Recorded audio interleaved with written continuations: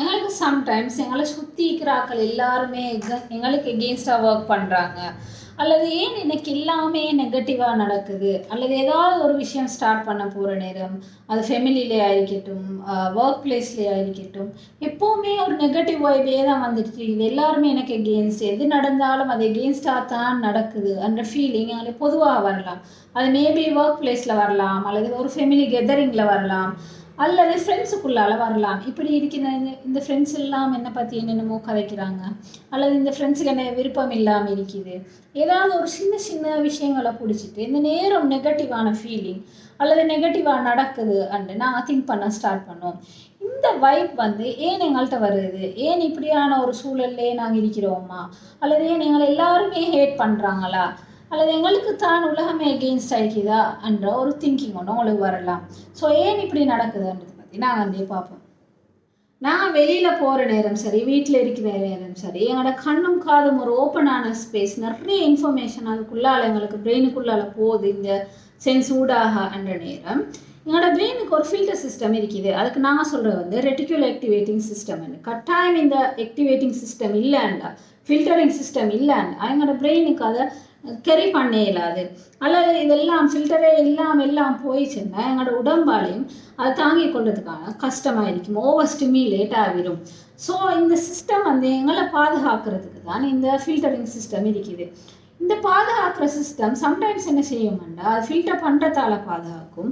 சில நேரங்கள் அந்த ஃபில்டரே எங்களுக்கு நஷ்டமாக அமைகிற சிச்சுவேஷன்களும் வரலாம். அதை பாதுகாக்கிறதுக்கு இருந்தாலும் கூட சில இடங்களில் நாங்கள் அதை யூஸ் பண்ணுறதுனால அது எங்களுக்கு பெனிஃபிட் இல்லாமல் போகிற சந்தர்ப்பங்கள் ஏற்படுது. ஸோ இந்த ஃபில்டரிங் சிஸ்டத்துக்கு ஒரு சிஸ்டம் இருக்குது. இதை வச்சு இதெல்லாம் ஃபில்டர் பண்ணுமென்று பார்த்தோம்னா எங்களோட பிலீஃப்ஸ், நாங்கள் சில விஷயங்களை இப்படித்தான் இருக்கணும்னு சின்னத்துல இருந்தே வளர்கிற நேரம் சில பிலீஃப்ஸ் இருக்கும். அதே மாதிரி வேல்யூஸ் இருக்கும். சில ரிலிஜனுக்கு வேல்யூஸ் இருக்கும், சில ஃபேமிலிஸுக்கு வேல்யூஸ் இருக்கும், சில கல்ச்சர்ஸுக்கு ஒரு வேல்யூஸ் இருக்கும். அதை வச்சு தான் இந்த ஃபில்டர்ஸ் உருவாகும். ஸோ இந்த ஃபில்டர்ஸில் வார என்ன பிரச்சனைன்னா நாங்கள் எங்களோட பிலீஃப்ஸ், சில விஷயம் பாஸ்ட் இன்சிடென்ட்ஸ் இருக்கும், நிறைய பாஸ்ட் இன்சிடென்ட்ஸ் இருக்கும். அதன் மூலமும் சில பிலீஃப்ஸை நாங்கள் கட்டமைச்சிருப்போம். அது சரியாக பிழையான்றது ரெண்டாவது இருந்தாலும் ஃபர்ஸ்ட் விஷயம் நாங்கள் அதை பிலீவ் பண்ணிகிட்டே வாரோம்ன்றதால எங்களோட பிரெயினும் அந்த இடங்களில் சில இடங்களில் ஃபில்டரை கட்டாயம் செய்ய தொடங்கும்.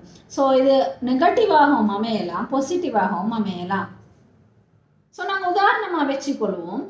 என்ன ஃபேமிலியில் நான் இந்த ஃபேமிலிக்குள்ளால் போனேன்னா இவங்க அடிக்கடி என்னை பற்றி தான் கதைக்கிறாங்க, இவங்களை நான் என்ன செஞ்சாலும் விருப்பம் இல்லாமல் இருக்குது அண்ட் ஒரு தாட், ஒரு பிலீஃப் ஒன்று எங்களுக்கு இருந்தாங்கன்னா இப்போ எங்களோட பிரெயின் எப்படி ஒர்க் பண்ணும், இந்த ரெட்டிகுலர் ஆக்டிவேட்டிங் சிஸ்டத்துக்குள்ளால் எப்படி பிரெயின் ஒர்க் பண்ணும்னா அவங்களோட ஒவ்வொரு பேச்சும், அவங்களோட ஒவ்வொரு நடையும், அவங்க அந்த இடத்துல நடக்கிற எல்லா இன்சிடெண்ட்டுமே எங்களுக்கு எதிராக நடக்கிற மாதிரியே ஒரு ஃபீலாக இருக்கும். ஸோ என்ன நடக்கும்னா எங்களோட பிரெயின் அந்த நெகட்டிவ்ஸை மட்டும்தான் எங்களுக்கு ஃபில்டர் ஆக்கி தரும். எங்களோட பிரெயின் என்ன செய்யும்னா நாங்கள் எங்களோட பிலீஃபுக்கு பிலீஃபுக்கு சம்மந்தப்படுற மாதிரியே ஆக்டிவேட் ஆக தொடங்கிடும். ஸோ எங்களோட பிலீஃப் நெகட்டிவாக இருக்கிற நேரம் அல்லது எங்களோட தாட் நெகட்டிவாக இருக்கிற நேரம் உடனே அதுக்கான எல்லா ஆதாரத்தையுமே எங்களுக்கு கொண்டு முன்னுக்கு நிறுத்தும். ஸோ நாங்கள் உடனே பிலீவ் பண்ண தொடங்குமா, இப்படித்தான் நான் திங்க் பண்ணினேன், சரி இதுக்கு தான் இது நடக்குது, இதுக்கு தான் இது நடக்குது அந்த உடனே ஃபில்டர் பண்ணி நாங்கள் எடுத்துக்கொள்வோம். அந்த பிலீஃப் சரியாக இருந்தாலும் பிழையாக இருந்தாலும் எங்களுக்கு அதை மட்டும் தான் பார்க்கலுமான மாதிரி எங்களோட பிரெயின் எங்களுக்காக ஒர்க் பண்ண தொடங்கிடும்.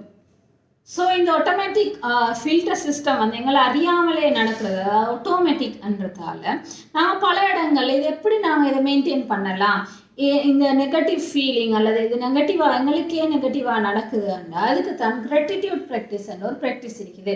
நான் கீழே இதுக்கு லிங்க் அட்டாச் பண்ணுவோம், அதை நீங்கள் கொஞ்சம் பார்த்துக்கொள்ளுங்க. ஸோ இந்த கிராட்டிடியூட் ப்ராக்டிஸ், அதாவது பாசிட்டிவ்ஸை பார்க்குறதன் மூலம் இந்த ஃபில்டரில் இருந்து மெதுவாக எங்களுக்கு வெளியில் வரலாம். சில பிலீஃப் சிஸ்டம் இருக்கும், பிழையான பிலீஃப் சிஸ்டம். அப்போ அந்த பிலீஃப் சிஸ்டத்தை நீங்கள் ஐடென்டிஃபை பண்ணி அதுக்கான பாசிட்டிவாக நீங்கள் கண்டுபிடிக்கிற நேரங்களில் அவங்களுக்கு இதில் இருந்து மெதுவாக வெளியில் வரதுக்கான சான்சஸ் அதிகம்.